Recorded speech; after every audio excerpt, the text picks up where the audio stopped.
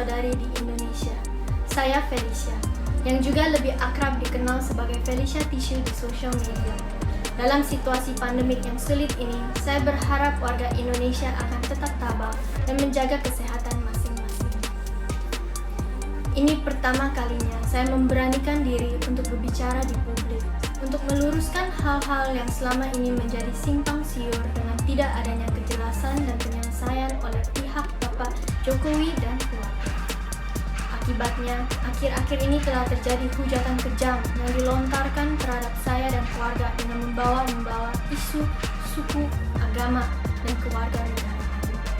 Setelah memilih untuk diam selama ini, saya rasa ini tidak bisa terus dibiarkan. Hujatan harus dihentikan dan publik harus mengetahui apa yang terjadi sebenarnya. Pada tahun 2016, saya diminta oleh putra bungsu Bapak Jokowi untuk bertemu dengan beliau dan Ibu Iriana, dan juga sempat diperkenalkan kepada keluarga besar beliau. Sejak berjalannya hubungan antara saya dan putra beliau, sudah beberapa kali diundang untuk menghadiri acara keluarga besar beliau, seperti pernikahan Mas Rio dan Mbak Ayang. Dalam acara tersebut, saya disediakan tempat tinggal di kediaman Mas Gibran selaku putra sulung beliau dan Mbak Selvi selaku istrinya. Saat itu saya sempat bertemu juga dengan Bude dan Pak D selaku kakak dan kakak ipar dari keluarga Ibu Iriana. Dengan pihak keluarga saya pun, putra beliau sudah meminta izin kepada orang tua dan nenek saya dan sering bertemu untuk menjalin hubungan yang baik.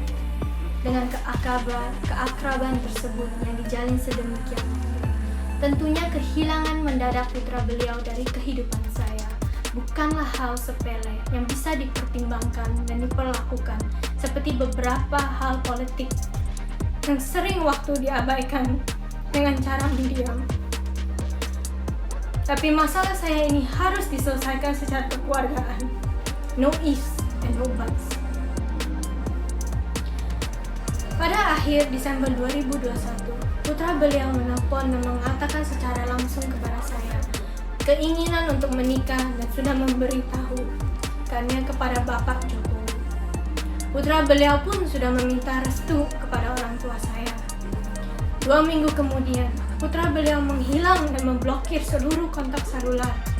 Walaupun saya sangat terpukul, saya mentegarkan diri dan mencari cara untuk mengetahui apa yang sebetulnya terjadi dengan mencoba untuk menghubungi putra beliau dengan berbagai cara dan juga kepada keluarga Bapak Jokowi. Tapi dengan sesatnya, tidak ada satupun yang merespon dan Ibu Riana pun mengganti kontak selulernya. Satu-satunya pembicaraan yaitu dengan Bude yang sempat kaget kepada perilaku putra beliau.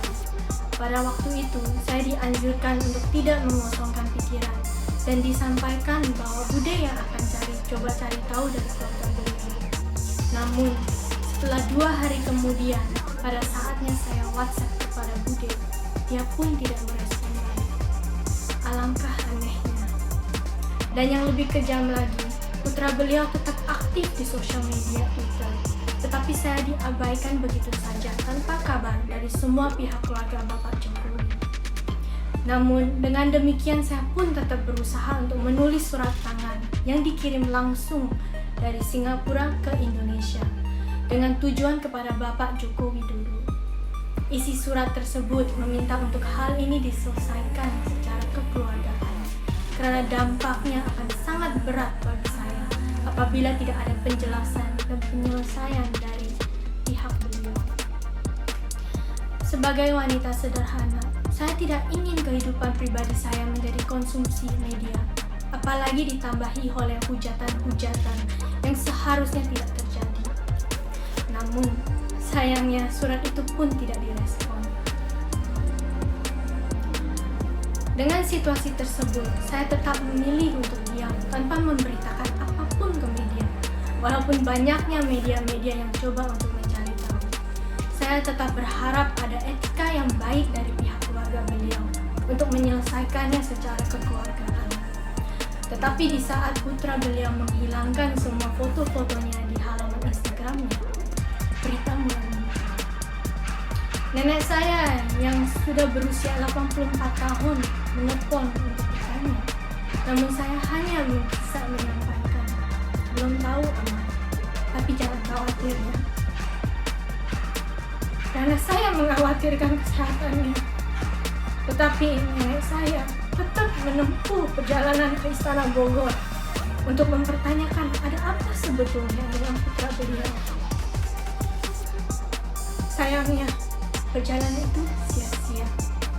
Dinding istana begitu tebal dan tidak ada seorang pun yang menjawab pertanyaan nenek saya. Akhirnya, badai tidak bisa lagi terbendung.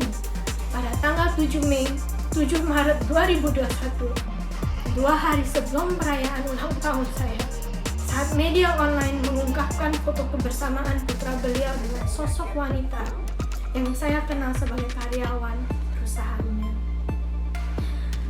Mulai saat itu, foto-foto mesranya mulai beredar luas di media online, dipertontonkan kepada publik. Disitulah ibu saya merasakan dengan pedihnya bahwa anak putri satu-satunya telah dikhianati oleh putra beliau dengan perilaku kejitnya diperbolehkan oleh beliau sendiri dan keluarga. In all honesty, it was an immense blow for me and of course my parents who saw me in distress and confusion. They could not bear to see me treated with such unfairness. Dan makanya ibu saya yang pertama mengutarakannya melalui Instagram pribadi. Niatnya bukan untuk memperkeruh, tetapi karena tidak ada jalan lain lagi. Satu-satunya adalah menyampaikan perasaan hati dalamnya bahwa putrinya telah diperlakukan secara tidak wajar. 5 tahun hubungan saya dengan putra beliau bukanlah waktu yang singkat. Saya sangat terpukul dan tidak bisa berkata apapun. Namun, saya beruntung karena ada ibu dan kakak saya yang mewakili saya, dan keluarga besar yang menguatkan saya. Beberapa bulan sudah berlalu, dan saya berusaha untuk membangkitkan diri dan menjalankan hidup baru saya ini. However, under the scrutiny of the public eyes, dan dengan tidak adanya etika baik dari Bapak Jokowi dan keluarga, telah memberikan peluang untuk orang-orang di sosial media untuk menggoreng dan menghujat saya dan keluarga, seperti ibu dan nenek saya. Sampai saya pun secara langsung dihujat secara ras, agama, suku, keluarga negaraan, dan juga dengan menggunakan kata-kata kotor yang merendahkan harga diri saya sebagai wanita. Bisa dibayangkan dampak beratnya untuk saya dan keluarga.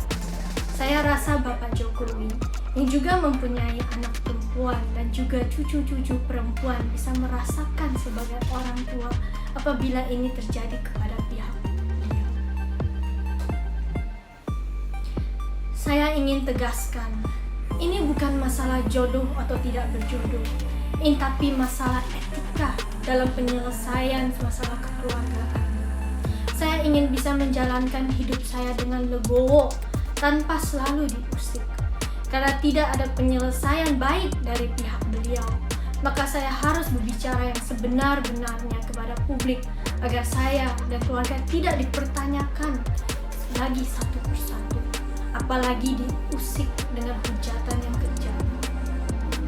Seharusnya lelaki wajib melindungi wanita, tapi pada saat ini saya berdiri dengan tegar untuk diri sendiri. Seperti yang dikatakan almarhum Gus Dur, sosok pemimpin moderat yang sangat saya kagumi. Pancasila dan konstitusi begitu mudah diucapkan oleh para elit dan penguasa. Namun, mengapa mereka begitu sulit melaksanakannya? Sebelum saya mengakhiri video ini, saya ingin mengucapkan selamat Hari Waisak bagi seluruh umat yang